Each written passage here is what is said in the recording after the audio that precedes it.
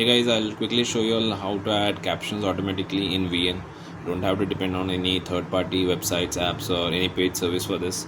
Go to VN, click on new project, click on save, select the video, and click on add. And once you add, just click the video where you want the captions to come on. On the bottom, just scroll right until you see auto captions. Click on auto caption.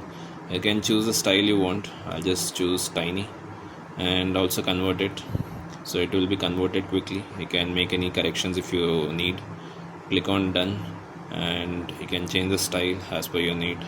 Click on subtitle animation, so you can do active words, popping words, one word will be coming, or frame by frame, different styles that's available. You can play around different styles as you need, and you can choose whatever style suits best for you. Hope this was useful. Let me know in the comments. Thank you so much. Bye.